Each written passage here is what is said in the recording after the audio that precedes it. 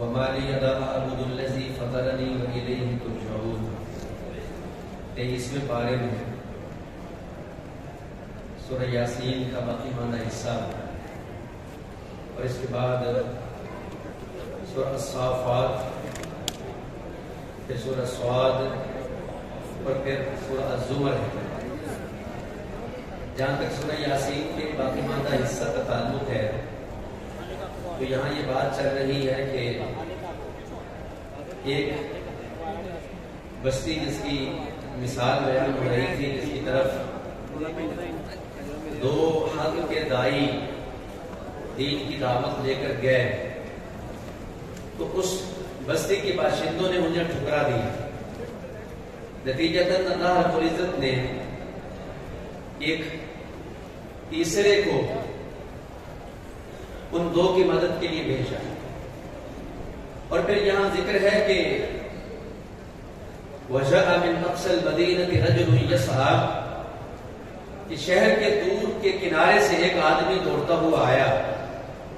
اور وہ کہنے لگا کہ اتبعوا المرسلین، کہ تم ان بھیجے گئے پیغمبروں کی پیروی کرو۔ اتبعوا من لا يسألكم أجرا وهم مهتدون، تم ان کی پیروی کرو کہ جو تم سے کسی قسم کی اجرت کے طلبگار نہیں ہیں اور وہ ہدایت یافتہ ہیں۔ اور پھر وہ بات کہتا ہوا اپنے متعلق یہ کہتا ہے کہ مجھے کیا ہوا کہ میں اس ہستی کی عبادت نہ کروں جس نے مجھے پیدا کیا، اور تم سب کو بھی اس ہستی اور اس ذات کی طرف لوٹ کر جانا ہے۔ تو پھر یہاں یہ ہوا کہ حق کی اس آواز کو بلند کرنے والا، شہر کے دور کنارے سے آنے والا یہ شخص، اسے انہوں نے پکڑا، زد و کوب کیا، مارا پیٹا، حتیٰ کہ شہید کر دیا۔ اور پھر یہ اللہ تبارک و تعالیٰ کے یہاں درجات پا گیا۔ اب یہ ذکر ہے کہ قال یا لیت قومی یعلمون بما غفر لی ربی وجعلنی من المکرمین، کاش کہ میری قوم جان لے کہ میرے رب نے مجھے کتنی عزت دی ہے، میرے اللہ نے مجھے کتنا نوازا ہے، کتنا پروٹوکول مجھے دیا ہے۔ اللہ رب العزت کی راہ میں شہادتیں دینے والوں کا بہت پروٹوکول ہے۔ نبی اسلام نے فرمایا للشہید عند اللہ 6 خصال، شہید کے لیے اللہ تبارک و تعالیٰ کے ہاں 6 انعامات ہیں۔ یغفر للشہید فی اول دفعۃ من دمہ، فرمایا اس کے خون کے قطرے کا زمین پر گرنا بعد میں ہوتا ہے، لیکن اللہ تبارک و تعالیٰ شہید کو جنتی محل سے بیشتر دکھا دیتا ہے۔ وَيُرَى مَقْعَدَهُ مِنَ الْجَنَّةِ، جنتی ٹھکانہ اس کو دکھا دیا جاتا ہے۔ عذاب قبر سے محفوظ، قیامت کی بڑی گھبراہٹ سے محفوظ، 72 رشتہ داروں کی شفاعت، 70 حوروں کے ساتھ اس کا عقد، اور طرح طرح کے اعزاز، اکرام اور انعامات سے اللہ تبارک و تعالیٰ اپنی راہ کے مقاتل اور شہید کو نوازتے ہیں۔ بیر معونہ کے شہداء کے متعلق قرآن مجید میں مذکور ہے کہ جب دھوکے سے کچھ لوگ نبی علیہ الصلوۃ والسلام نے کچھ دین کے قراء اور علماء کو لے کے گئے اور انہوں نے انہیں شہید کر دیا، نبی صلی اللہ علیہ وآلہ وسلم پر بڑا صدمہ، ان کی خبر بڑا صدمہ بن کے اور بہت بڑی تکلیف کی چیز آپ کے سامنے بن کے آئی، مگر ادھر اللہ رب العزت نے ان شہداء کے ساتھ کیا سلوک کیا، انہیں بڑے اعزاز و اکرام سے نوازا۔ تو وہ کہنے لگے کہ یا اللہ ہماری قوم کو اور اپنے رسول کو ہماری حالت کی خبر دے دیجئے، اول تو ہمیں دنیا کی طرف پلٹا دیجئے، اور نہیں تو ہماری یہ حالت اور کیفیت اس کی اپنے رسول کو خبر دے دیجئے، تاکہ ہمارے اعزاء اور اقربا انہیں معلوم ہو کہ ہمیں کس طرح نوازا گیا ہے۔ فرحین بما آتاہم اللہ من فضلہ ویستبشرون بالذین لم یلحقوا بهم من خلفهم الا خوف علیہم ولا هم یحزنون۔ تو اللہ رب العزت نے یہ آیتیں اتار دی کہ جو اللہ نے انہیں اپنے فضل سے دیا ہے، یعنی شہیدوں کو جو اللہ نے اپنے فضل سے دیا ہے، وہ اس پر بہت شادہ ہیں، بہت فرح ہیں اور بہت خوش ہیں کہ ان پر کوئی نہ خوف ہے اور نہ وہ غمگین ہے۔ تو اللہ رب العزت کے ہاں شہداء فرمایا تم ان لوگوں کو مردہ تک نہ کہو، وَلَا تَقُولُوا لِمَنْ يُقْتَلُ فِي سَبِيلِ اللَّهِ أَمْوَاتٌ بَلْ أَحْيَاءٌ عِنْدَ رَبِّهِمْ يُرْزَقُونَ، تم انہیں اپنی زبانوں سے مردہ مت کہو جو اللہ کی راہ میں قتل کر دیے گئے، بلکہ وہ تو زندہ ہیں اور اپنے رب کے ہاں رزق دیے جاتے ہیں۔ پھر اللہ رب العزت نے اس واقعہ کے بعد نظام فلکی اور اجرام فلکی کے بارے میں یہ ذکر فرمایا کہ لَلشَّمْسُ يَنبَغِي لَهَا أَن تُدْرِكَ الْقَمَرَ وَلَا اللَّيْلُ سَابِقُ النَّهَارِ وَكُلٌّ فِي فَلَكٍ يَسْبَحُونَ، کہ سورج کے لیے یہ لائق نہیں ہے کہ وہ چاند کو پالے اور چاند اسے کراس یا عبور اس طرح کرے، بلکہ ہر کا اپنا اپنا محور، مدار اور گردش کا چکر ہے۔ وَكُلٌّ فِي فَلَكٍ يَسْبَحُونَ، ہر اپنے اپنے محور و مدار میں گردش کر رہا ہے۔ سورج اپنے مدار کو چھوڑ کے چاند کے مدار میں داخل نہیں ہو سکتا، اور چاند اپنی گردش اور اپنے محور و مدار کو چھوڑ کر سورج کے مدار اور محور میں داخل نہیں ہو سکتا۔ وَكُلٌّ فِي فَلَكٍ يَسْبَحُونَ، ہر کا اپنا اپنا دائرہ ہے، ہر کا اپنا دائرہ ہے، اور وہ اپنے اپنے دائرے کے اندر گردش کر رہے ہیں۔ اس کے بعد اللہ رب العزت نے قیامت کے دن کے بارے میں یہ ذکر فرمایا کہ اس دن مجرموں سے کہا جائے گا وَامْتَازُوا الْيَوْمَ أَيُّهَا الْمُجْرِمُونَ، اے مجرموں تم الگ الگ ہو جاؤ۔ انہیں کیٹاگرائز کیا جائے گا، ان کی ٹولیاں اور ان کے گروہ ان کے گناہوں کے حساب سے ان کو مختلف ٹولیوں میں تقسیم کیا جائے گا۔ اور یہ اللہ رب العزت نے یہ ذکر فرمایا کہ یہ دن وہ دن ہوگا اليوم نختم على افواههم وتكلمنا ايديهم وتشهد ارجلهم بما كانوا يكسبون، کہ آج کے دن ہم تمہاری زبانوں پر مہر لگا دیں گے اور ان کے ہاتھ اور پاؤں ہم سے بول کے کلام کریں گے اس کے بارے میں جو کچھ وہ کیا کرتے تھے۔ اور اسی طرح اللہ نے یہ ذکر فرمایا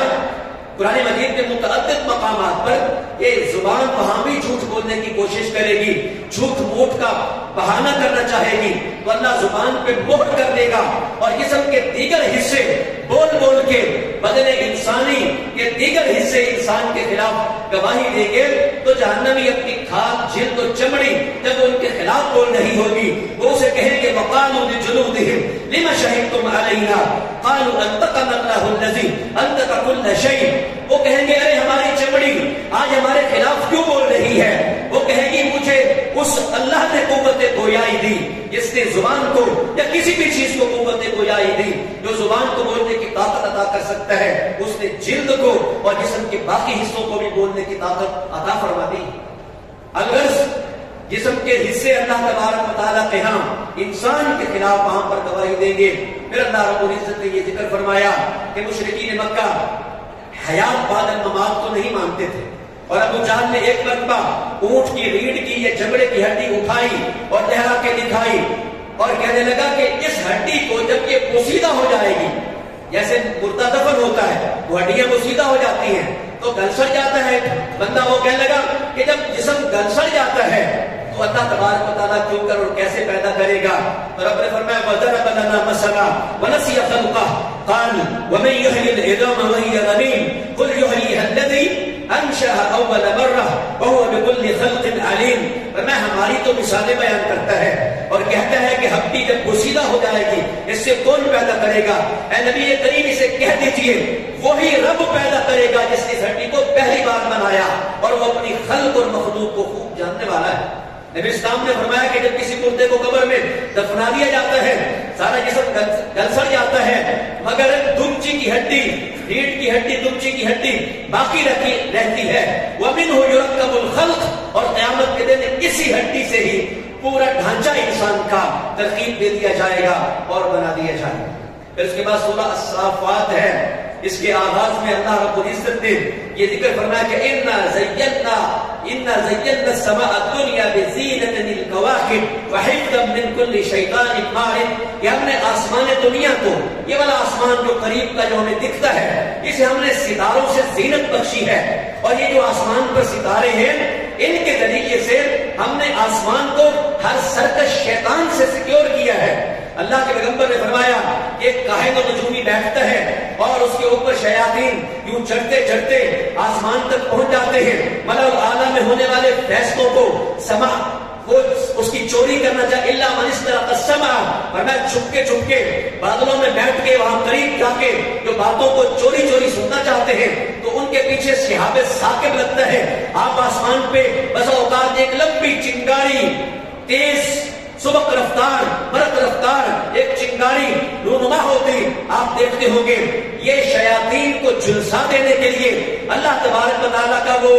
آٹومیٹک فطری میکانزم ہے جو کائنات کے رب نے آسمان کو سیکیور کرنے کے لیے ان شیاطین سے اس نظام کو قائم کیا ہے. ایک تو فرمایا آسمان دنیا کو پر جو ہم نے ستارے بنائے، ایک مقصد تو یہ ہے کہ ہم اس آسمان دنیا کو مزین کریں، اس کو اٹریکٹیو، اس کو دلکش، اس کو شاندار، اس کو خوبصورت بنائیں. دوسرا ان کے ذریعے سے ہم نے آسمانوں سے جو چوری اور سرقہ باتوں کو سننے کا ہوتا تھا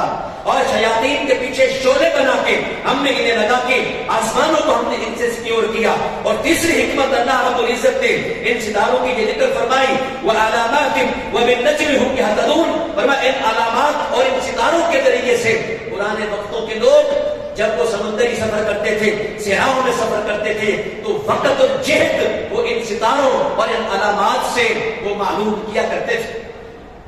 پھر اللہ رب العزت نے یہاں دیگر پیغمبروں کے ساتھ ساتھ بطور خاص سیدنا ابراہیم علیہ السلام کا اور ان کے بیٹے کا وہ قصہ ذکر فرمایا کہ جب وہ خواب دیکھتے ہیں یا بنیا انی ارا فی المنام انی اذبحک فانظر ماذا تری، اے بیٹے میں نے خواب دیکھا ہے کہ میں تجھے ذبح کرتا ہوں، بول تیری کیا رائے ہے؟ قال یا ابت افعل ما تؤمر، اسماعیل کہتے ہیں ابا جو دیکھا ہے کر گزریے، رہا میرا معاملہ ستجدنی انشاء اللہ من الصابرین، اگر اللہ نے چاہا تو آپ مجھے صبر کرنے والوں میں سے پائیں گے. فلما اسلم، جب باپ ذبح کرنے پہ تیار، بیٹا قربان ہونے پہ تیار، آسمان کا رب کہتا ہے کہ رب کے حکم ماننے تو جب وہ دونوں تیار ہو گئے وَتَلَّهُ لِلْجَبِينِ، اور ٹھوٹی کے بل حضرت ابراہیم نے اپنے بیٹے اسماعیل کو نڈا لیا. اس اسنا ہم نے آسمانوں سے جنتی دمبا اپنی راہ میں اسماعیل کو نکلوا کے اور دمبے کو ذبح کروایا، اور ہماری راہ میں خون بہانا اتنا پسند آیا رہتی دنیا تک کے لیے ہم نے اس کو قاعدہ اور دستور اور قانون بنا دیا. ہر ایک امت کے لیے ہم نے قربانی رکھی، وہ قربانی کیا کرتے تھے. لہذا اللہ رب العزت کا نام جو پایوں پہ انہیں ذبح کرتے ہوئے اور اونٹوں کو قطار کھڑا کر کے ان کے لبا میں نیزہ مارتے ہوئے تم اللہ تبارک و تعالیٰ کی کبریائی اور اللہ تبارک و تعالیٰ کی بڑائی کو تم بیان کرو. اللہ رب العزت نے خلیل اللہ کا اور ذبیح اللہ کا تابعداری کا اور فرما برداری کا، رب کے نام تن من دھن کو نچھاور کرنے کا قصہ یہاں پہ ذکر فرمایا. اور پھر اللہ رب العزت نے فرمایا کہ یا ابلیس ما منعک اللہ تسجد اذ امرتک، اے ابلیس کیا ہوا تجھے جب میں نے تجھے کہا کہ تو سجدہ کر آدم کو، تو نے اسے سجدہ کیوں نہیں کیا؟ استکبرتا ام کنت من العالین، تو نے تکبر کیا، تو نے بڑا بننا چاہا، یا تو بڑا سرکش ہے، کیوں تو نے سجدہ نہیں کیا؟ اس نے کیا جسٹیفیکیشن دی، کیا ریزن پیش کی؟ کہتا ہے انا خیر منہ، میں اس سے بہتر ہوں، اس بشر سے، اس آدم سے. خلقتنی من نار وخلقتہ من طین، اے میرے مالک تو نے اسے مٹی سے بنایا اور تو نے مجھے آگ کے شعلے سے بنایا. قال فاخرج منها، اللہ رب العزت نے اس کی وضاحت کو قبول نہیں کیا اور میں دفع ہو جا، نکل جا. فإنک رجیم، تو مسترد کرتا ہے، تو ٹھکرایا ہوا ہے اور قیامت کے دن تک کے لیے تجھ پہ لعنت و پھٹکار ہے. اللہ رب العزت نے یہاں پر ابلیس کا مردود اور ملعون ہونا ذکر فرمایا کہ اس کے بڑے بننے اور اس کے تکبر کرنے کی وجہ سے وہ راندا درگا ہوا اور رسوا ہوا اور اللہ تبارک و تعالیٰ کی طرف سے رجیم اور مردود قرار پایا. پھر سورہ صاد ہے، اس کی ابتدائی آیت صاد والقرآن ذی الذکر بل الذین کفروا فی عدۃ الشقاق، چند درجن بھر کافروں کا ایک وفد نبی صلی اللہ علیہ وسلم کے پاس آیا ڈیبیٹ کرنے کے لیے، مباحثہ اور بات چیت کرنے کے لیے. کس بات پر؟ کہ کچھ عرصہ اللہ کی عبادت ہو، کچھ عرصہ ہمارے بتوں کی پوجا ہو. نبی علیہ السلام نے کہا یہ تو نہیں ہو سکتا، ایک اللہ ہے اس کی عبادت ہونی چاہیے. اب وہ ساری محفل جو بیٹھی تھی وہ اٹھ کھڑی ہوئی کہ ایک اللہ، یہ کیسے ہم قبول کر سکتے ہیں؟ اجعل الآلہۃ الہا واحدا ان ھذا لشیء عجاب یہ محمد کریم نے بڑی عجیب بات کی ہے، ایک سب معبودوں کو ایک کر دیا ہے، ہمارے معبودوں کو تو یہ مانتے ہی نہیں ہیں، یہ کہتے ہیں معبود صرف ایک ہے۔ تو کہنے لگے اٹھو یہاں سے، انمشو واسبروا علی آلہتکم، اپنی دیویوں دیوتاؤں پہ ہی ٹکے ڈٹے رہو اور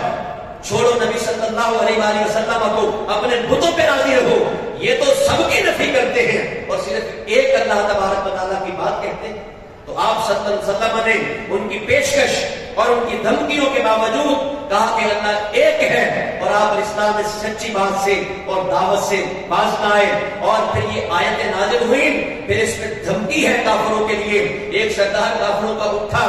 جس میں اللہ کے نبی یہ پڑھنے والے تھے کہ تم پہ اللہ تبارک و تعالیٰ کی طرف سے جیسے مختلف قوموں کو صاعقہ اور کڑک سے تباہ و برباد کر دیا گیا تھا، اگر تم ایک اللہ کی توحید کو ماننے کے لیے تیار نہیں ہوگے، تمہیں بھی بجلی کی کڑک اور اس طرح کی کسی آفت کی بھیٹ چڑھا دیا جائے گا۔ وہ اٹھا، نبی پاک کے منہ پہ ہاتھ رکھنا چاہا، کہنے لگا بس کیجئے، آگے نہ پڑھیے، عذاب کی بات ہمارے متعلق نہ کیجئے، اور یوں اٹھ کے کھسک کے نبی کی محفل سے وہاں سے چلتے بنے، اور ان کی زبانوں پہ یہ بات تھی اجعل الآلہۃ الہا واحدا، انہوں نے تو صرف ایک ہی الہ کی بات کی ہے، ہمارے معبودوں کو جو تو یہ مانتے ہی نہیں۔ اور میں تمہیں ڈراتا ہوں، اس طرح قوم عاد اللہ تعالیٰ کی گرفت میں آئی، تم بھی اللہ رب العزت کی پکڑ میں آؤ گے۔ یہ باتیں سننا تھا ان کا کہ یہاں سے اٹھ کے یہ چلتے۔ پھر اللہ رب العزت نے سیدنا داؤد علیہ السلام کا کہ وہ بادشاہ تھے، وہ نبی تھے، اللہ نے بڑے اوصاف سے انہیں نوازا تھا، اور ایک دن وہ بیٹھے ہیں اور دو جھگڑنے والے محراب کی طرف وہ دیوار کو پھانک پھلانگ کر اندر استصبر المحراب، وہ محراب کی دیوار کو کراس کر کے آ گئے، اور بات کرتے ہوئے بھی انہوں نے بڑا سخت لب و لہجہ اختیار کیا، اور کہنے لگے کہ ہم دو لوگ ہیں اور میرے لیے کہتا ہے کہ 99 جو ہے دمبیاں ہیں اور ایک دوسرا اس کے لیے ایک دمبی ہے، ان دو کا مسئلہ پیش ہوا۔ اب یہ 99 دمبیوں کا مالک ہے، مگر میری ایک دمبی بھی مجھ سے ہتھیانا چاہتا ہے، تو ہمارے بیچ انصاف اور عدل کے ساتھ یہاں پر فیصلہ کیجئے۔ اب حضرت داؤد علیہ السلام وَظَنَّ دَاؤُدُ أَنَّمَا فَتَنَّاهُ فَاسْتَغْفَرَ رَبَّهُ وَخَرَّ رَاكِعًا وَأَنَابَ، جناب داؤد علیہ السلام سمجھ گئے، کہنے لگے کہ ہم نے انہیں آزمایا ہے کہ وہ اللہ تبارک و تعالیٰ کے پیغمبر ہونے کے ساتھ ساتھ وہ بادشاہ ہیں، نہ صرف یہ کہ اپنے محراب میں اور اپنے حجرے میں بیٹھ کے اللہ تبارک و تعالیٰ کی انہیں عبادت کرنی ہے، بلکہ لوگوں کے حقوق کو اور لوگوں کے مسائل کو اور لوگوں کے قضایا کو بھی انہیں حل کرنا ہے۔ آخر یہ نوبت کیوں پیش آئی کہ دو لوگ دیوار کو پھانگ کر اور پھلانگ کر اندر داخل ہوئے، کہنے لگے کہ ہمارے بیچ میں لڑائی ہو گئی ہے اور ہمارے مسئلے کو حل کیجیے، ہمارے بیچ میں اس طریقے سے لڑائی ہو گئی ہے۔ تو اللہ تبارک و تعالیٰ نے یہاں اپنے پیارے پیغمبر داؤد علیہ السلام کو یہ سمجھایا، اور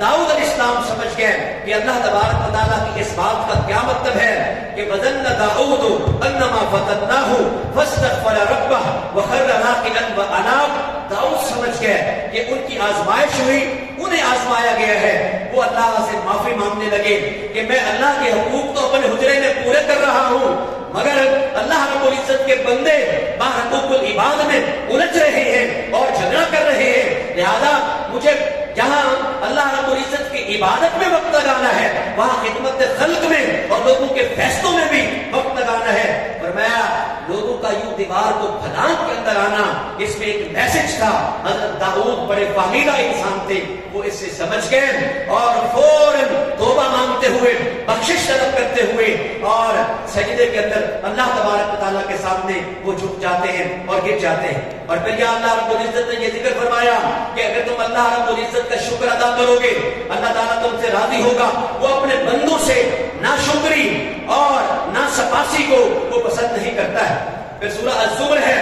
اللہ رب العزت نے اس کے آغاز میں فرمایا کہ مشرکین مکہ اپنے معبودوں کو پوچھتے تھے، اور اپنے معبودوں کو پوچھتے ہوئے ان مشرکین کی سوچ یہ تھی کہ ہؤلاء شفعاؤنا عند اللہ، یہ ہمارے معبود اللہ کے ہاں ہمارے سفارشی ہیں، اور وہ یہ کہتے تھے کہ ہم ان کی عبادت تو نہیں کرتے، ما نعبدهم الا ليقربونا الى الله زلفى، ہم ان کی عبادت نہیں کرتے، اور اگر ہم ان کی عبادت کرتے ہیں جو کہ سمجھی جاتی ہے کہ عبادت ہے، مگر ہم نہیں سمجھتے کہ عبادت ہے، مگر وہ اس لیے ہے کہ یہ ہمیں اس کے قریب کر دیتے ہیں، ان کے ذریعے سے ہمیں اللہ کا قرب ملتا ہے، جبکہ اللہ تبارک و تعالیٰ کا قرب تو ڈائریکٹ براہ راست اللہ کی عبادت سے ملتا ہے، اور اللہ تبارک و تعالیٰ کا قرب حاصل کرنے کے لیے اس طرح کے شفعاء یا اس طرح کے اولیاء کی عبادت کرنا ضروری نہیں بلکہ ممنوع اور شرک ہے۔ اور پھر اللہ تبارک و تعالیٰ نے یہاں دو کردار ذکر فرمائے۔ ایک کردار یہ ہے کہ ایک شخص رات کو خراتوں میں سویا رہتا ہے، اور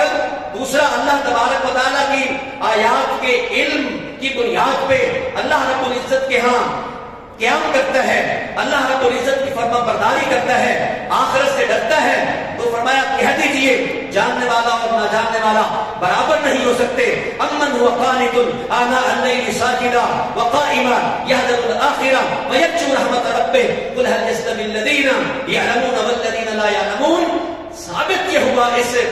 تقابل مطالعہ سے، ان دو کرداروں سے، کہ اللہ رب العزت کے ہاں علم والا وہ ہے جس میں آخرت کا ڈر ہے، اللہ کے ہاں علم والا وہ ہے جو اللہ کے ہاں رات مسلح پہ شباشی کرتے ہوئے گزارتا ہے، اللہ تبارک و تعالیٰ کے ہاں علم والا وہ ہے جسے اللہ کے حقوق کی فکر ہے۔ اللہ تبارک و تعالیٰ سمجھنے کی اور عمل کرنے کی توفیق سے ہمیں مالا مال فرمائے۔ وآخر دعوانا ان الحمد للہ رب العالمین۔